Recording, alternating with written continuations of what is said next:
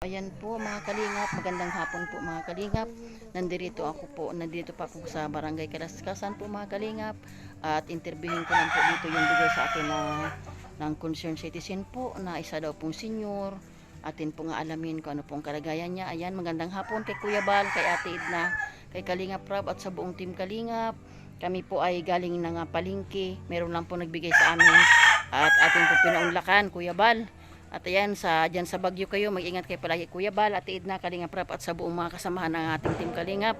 Ayan, shout out kay Pastor Jim Morelo Vlogs, ayan, kay Kalingap Lydia, kay Billionis TV, kay Ros Oraldi, at syempre po kay Kalingap Tata, at yan kay John Rivera, yan kay Cici Lore de Magalpok Vlogs, ayan, at kay Catherine Official, kasama ko po siya ngayon. So samahan mo ako Kalingap, atin pong alamin ang kalagayan ng isang senior, kung ano po ang kanilang kalagayan. God bless po. Kalingap, nandito na po ako.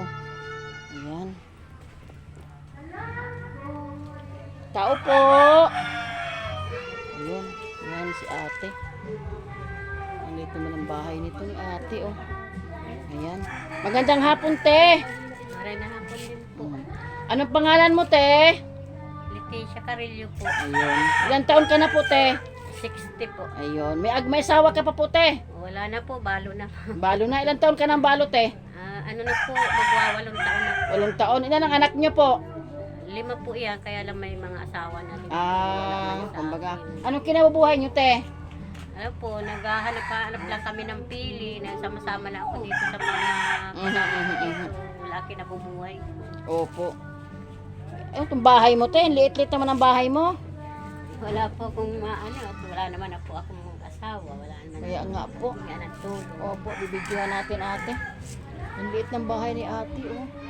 Yan lang po ang bahay niya mga kalingap. Oh. Ayan, oh, ito. Isang ka nagluluto, te? Yan po, ano na lang po ako dyan sa anak ko Opo. dito. Sa kabila. May ilaw ka po dyan. Ano po, solar. Ala, grabe, ang liit ng bahay ni ate. Ayan, grabe, kawawa ka naman, te. Ayan, oh. Ay, abanga naman. Abanga naman.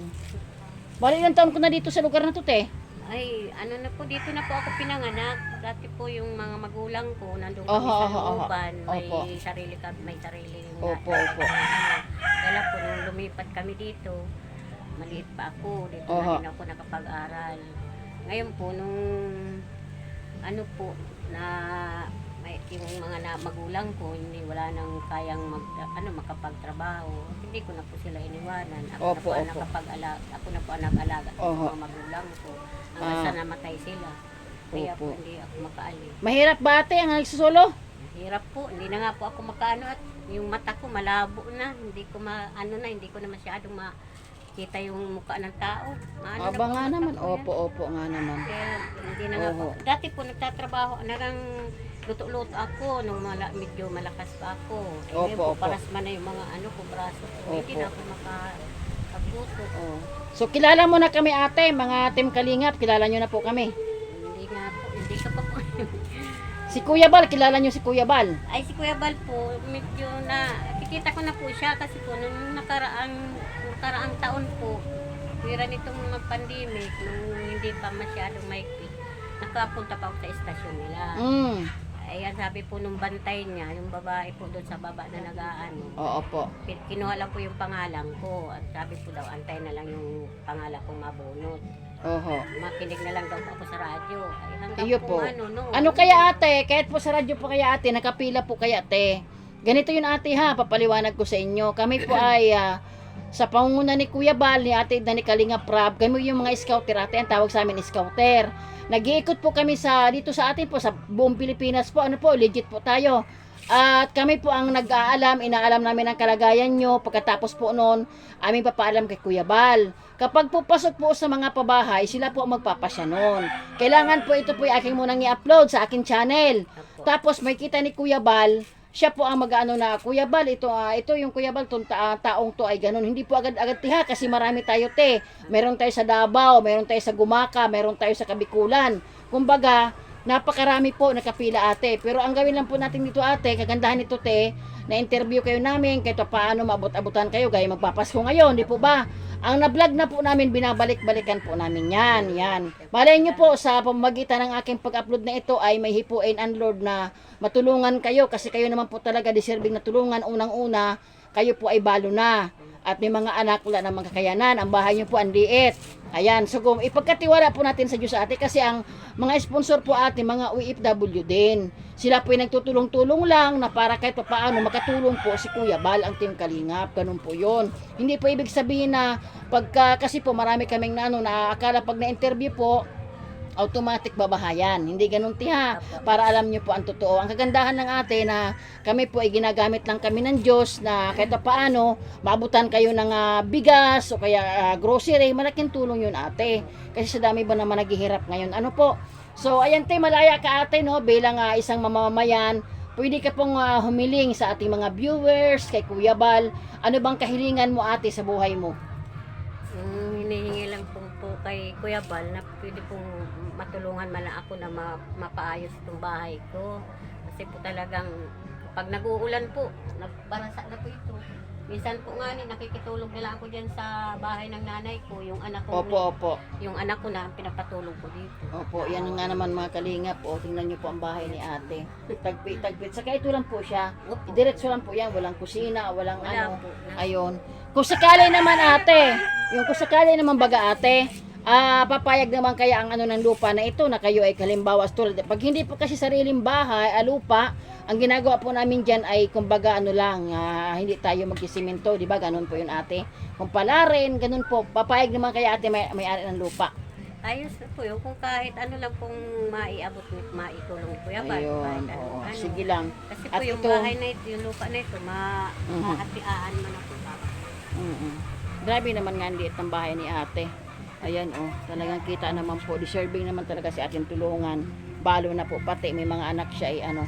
So ayan te ha, salamat sa pagpapaunlak. Ganito yun ate no.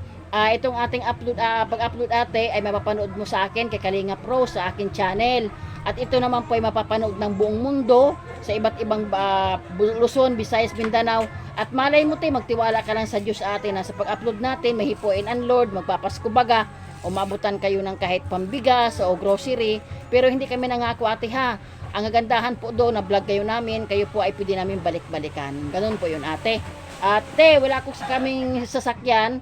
Kumbaga may mga pabigas-bigas kami, kaya lang ay ang pakay talaga namin, hindi po kami magbablog. Gawa lang po ng inyong kababayan. Kaya wala po akong dalang bigas. Ako po ate ay magbibigay sa inyo kahit pang merienda lang muna kasi wala naman po akong pati, di pa talaga oras ng sahod ngayon. Kumbaga, ayan te, pagpapasyensya mo na yan te, pambiling merienda.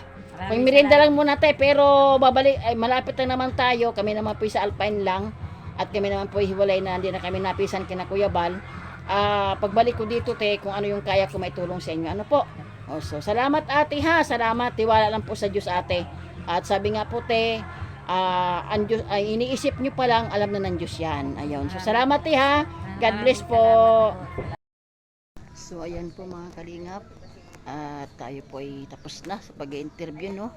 Ating nakausap yung isang senior po na kita naman po ninyo gaano po kaliit ang kanyang bahay.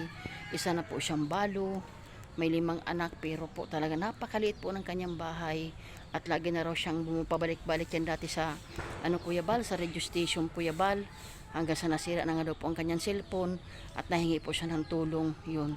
Pamilyar na po kayo Kuya Bal. So ito po kuya talaga ay ang purpose po namin, hindi po itong lugar ang aming pupuntahan.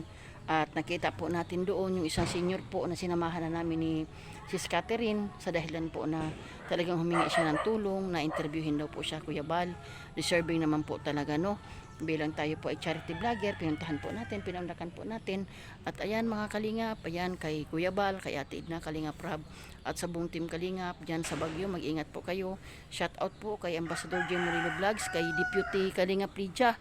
Ayan, kasama yan sa Baguio. Yan, pasalubong Kalingap Lydia. Yan, kahit igurot na lang. Ayan. At kay Billionis TV, kay Rosural Dimix Vlog. Ayan, syempre kay Catherine Official. Ayan, shout out. At kay Sisi Lori DM Magalpok Vlogs. Ayan. At kay John Rivera, kay Kalingap Data. Ayan, kasama din sila ngayon So, mag-ingat po kayo palagi dyan. Kami naman po dito sa Nanaiwan ay kami po ay nagpapatuloy. Tayo po ay kung ano pong ating maitulong. So, ayan po. Ako po ay nahabag din doon sa kwento ng isang senior po na talaga napakaliit ng kanyang bahay. Tagpi-tagpi lang kuya. Siya po ay pabalik-balik na rin talaga sa radio station para po makahingi ng tulong sa inyo. So, ayan. Sana po sa pag-upload ng ating video ito ay may hipuin ang Lord na kahit pang kain-kain man lang ni nanay, malaking bagay na po yun. So salamat po sa pagtitiwala. Ayan, sa mga ano po natin, sa mga upload videos po ni Kuya Bal, sa mga premiere po sa live, patuloy po nating suportahan. Salamat po sa inyo mga kalingap. God bless us all. Bye-bye.